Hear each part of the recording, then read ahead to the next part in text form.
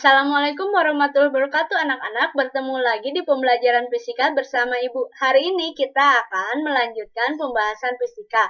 Nah, hari ini kita membahas kinematika gerak lurus.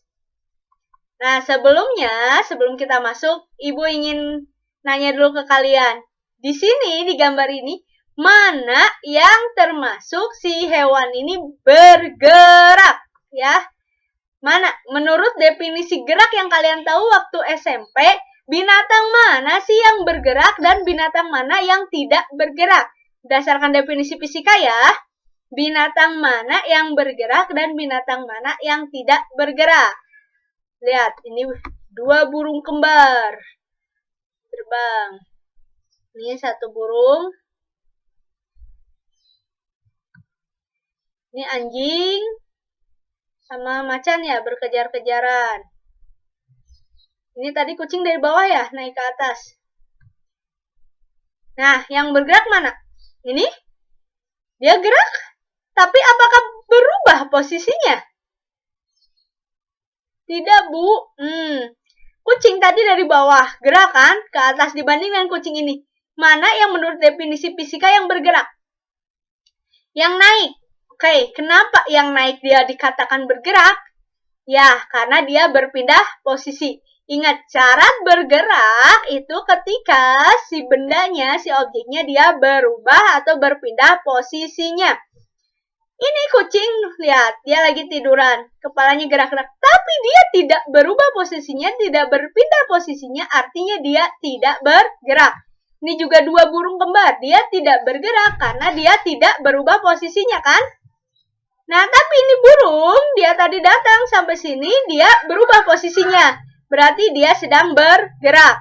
Anjing dengan macan ini juga dia sedang bergerak. Dia saling lari, berkejar-kejaran. Artinya posisinya berubah. Paham? Jadi syarat gerak posisinya harus berubah. Nah, nih. Suatu benda dikatakan bergerak jika kedudukannya selalu berubah terhadap suatu acuannya. Nah, ilmu yang mempelajari gerak tanpa mempersoalkan penyebabnya disebutnya kinematika. Nah, gerak lurus disebut juga dengan gerak satu dimensi. Nah, kita lihat animasi berikut ini. Ada anak, dia mendorong meja yang berisi komputer. Dia bergerak dari posisi A ke posisi B. Semuanya bergerak, berubah kan posisinya. Nah, ini mobil, dia bergerak. Orang, dia juga bergerak. Burung, dia bergerak. Bahkan, planet-planet dia bergerak mengitari porosnya kan. Nah, ini semuanya dikatakan gerak.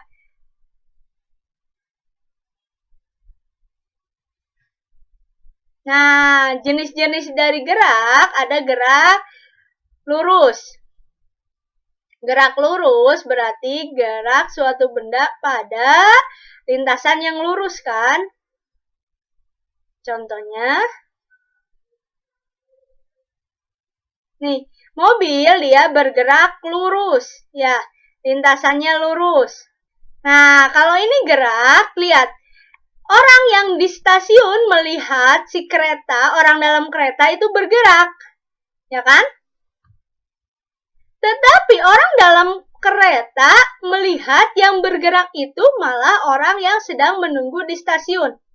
Kenapa bisa seperti ini? Artinya gerak bersifat relatif terhadap pengamatnya.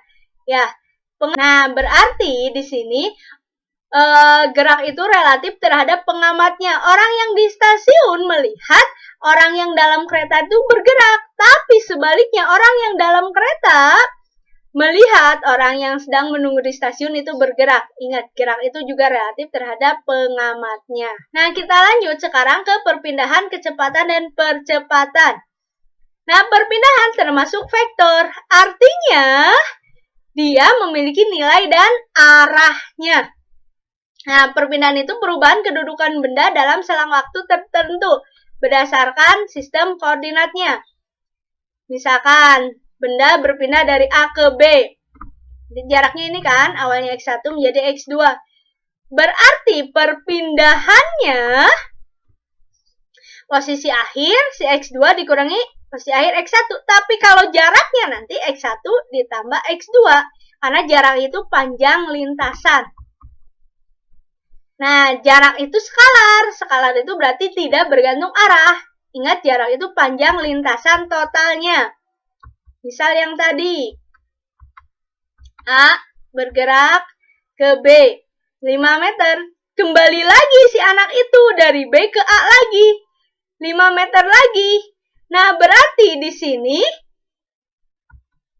kita bisa mencari perpindahannya. Panjang akhirnya berapa? Kan awalnya dia bergerak ke B-nya 5 meter. Terus balik lagi ke A kan? Berarti di sini 5 dikurangi 5 kan? 0. Artinya dia tidak ada perpindahan. Perpindahannya 0. Nah, kalau jarak, karena dia skalar, tinggal ditambah. Panjang lintasan total 5 ditambah 5. Nah, jaraknya 10 meter. Nah, lihat ini. Kita ke contoh soalnya. Posisi awalnya 5 meter. Ya, dari A misalkan bergerak ke sini 5 meter. Terus balik lagi ke sini 3 meter posisi akhirnya. Berapakah jarak dan perpindahannya? Jaraknya karena dia panjang lintasan total tinggal 5 ditambah 3 kan? Nah, kalau perpindahannya akhir kurang awal kan? Berarti nanti 5 kurangi 3. Berarti 2 meter. Nah, atau ini. Anak berangkat nih dari rumah mau ke sekolahnya. Dari rumah ke sini 500 meter, terus 300 meter, terus ke sekolah ini. Belok lagi kan 100 meter. Berarti ini perpindahannya yang akan kita cari. Nah, kalau jaraknya panjang lintasan total kan 500 tambah 300 tambah 100, 900. Tapi kalau perpindahannya lintasan terpendek berarti ini, si X ini. Berarti ini kan 300. Ini 500 sudah dikurangi 100, sisanya 400. Berarti pakai Pitagoras ya. Pitagoras dari 400 kuadrat ditambah 300 kuadrat ya. Berapa? Ini 1600 kan?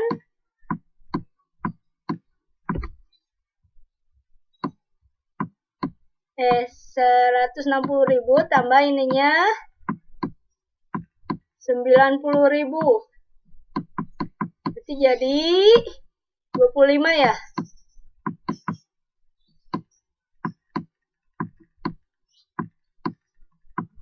Rp150.000, berarti ini 500.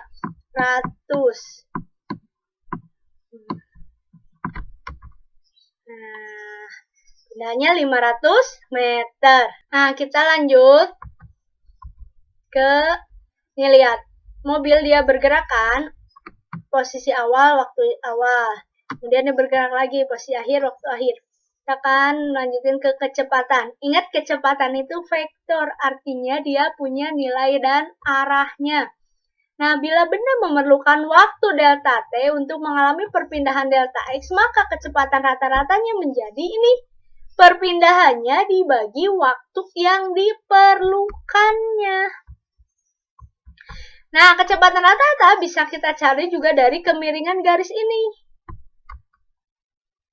Ya, ingat, berarti posisi akhir dikurangi posisi awal per waktu akhir dikurangi waktu awalnya. Itu kecepatan. Kalau kelajuan, ini besaran skalar, artinya dia hanya punya nilai saja, tanpa arah. Nah, kalau kelajuan berarti nanti jarak totalnya dibagi waktunya. Kelajuan itu jarak dibagi waktu. Nah, ini contohnya. Tio berjalan ke timur sejauh 20 meter. Utara, selatan, timur, barat. Ya, Tio berjalan ke timur 20 meter. Ini misalkan 20 meter. Lalu dia balik ke barat. waktunya 10 meter. Dengan jarak 10 meter selama 15 detik. Hitunglah kelajuan. Waktunya berarti harus dijumlah 25 tambah 15. Berarti waktu yang ditempuhnya 40 detik. Hitunglah kelajuan dan kecepatan. Kita cari dulu jarak dan perpindahannya. Jaraknya berarti nanti tinggal ditambahkan. Awalnya 20 ditambah 10. Berarti jaraknya 30. Kalau perpindahannya berarti 20 dikurangi 10. Berarti perpindahannya 10 kan? Nah, kelajuannya berarti jarak tempuh dibagi waktu tempuhnya. Nah, jaraknya tadi kan 30. Waktunya 40. 30 bagi 40 itu 0,75. Nah, kecepatannya itu perpindahan dibagi waktu. Berarti perpindahannya ini kan 10 dibagi waktunya 40. 0,25. Bisa? Ingat, kecepatan itu perpindahan dibagi waktu. Kalau kelajuan, jarak dibagi waktunya. Lihat yang mobil dia bergerak. Nih. Awalnya lambat kan, kemudian digas. Lihat, makin cepat. Nah, itu menandakan percepatan karena kecepatannya berubah. Nih, dia bisa terjadi pada bis atau pada motor. Nah, ketika kecepatan berubah, maka akan timbul percepatan. Kecepatan berubah akan timbul percepatannya. Nah, kecepatannya tetap nih, 80 km per jam. Ini juga kecepatannya tetap 10 km per jam. Apakah ini juga termasuk percepatan? Bukan, ini bukan percepatan karena kecepatannya tetap. Ingat, percepatan itu syaratnya kecepatannya harus berubah. Ya, ingat, percepatan itu kecepatannya harus berubah. Nah, kecepatan itu kan ada arahnya dan nilainya kan? Nah, kita lihat contoh yang percepatan. Diketahui sebuah mobil melaju dengan kecepatan awal nih. Kecepatan awalnya ini 2 meter per sekon. Setelah melaju 10 sekon, kecepatannya bertambah menjadi 4. Dari 2 menjadi 4. Berapakah percepatannya? Kecepatan awalnya 2, akhirnya 4. Waktu awalnya karena dia belum maju kan, berarti 0. Waktu akhirnya 10. Nah, berarti percepatannya kan kecepatan akhir kurangi awal kan? Nih, kecepatan akhir dikurangi kecepatan awal per waktunya. Akhirnya kan 4 kurangi 2 per 10 ya waktunya. Berarti 2 per 10. 2 per 10 itu 0,2. Saya meter per sekon kuadrat satuannya. Nah, ini Fitra seorang pengendara motor, ia berhenti dari kecepatan. Ia berhenti. Ingat, berarti ini namanya perlambatan. Perlambatan itu sama dengan percepatan. Kalau percepatan positif, kalau perlambatan negatif. Nah, kecepatan akhirnya 0 karena dia mengalami perlambatan kan hingga berhenti. Kecepatan awalnya 22,5. Waktu akhirnya 2 sekon. Waktu awalnya 0. Nah, berarti A-nya yang tadi. Kecepatan akhir kurangi kecepatan awal per waktunya. Berarti 0 kurangi 22,5 per 2. Nah, berarti ini min 11,25. Min di sini artinya dia mengalami perlambatan. Saya? Nah, terima kasih pembahasan hari ini. Semoga bermanfaat.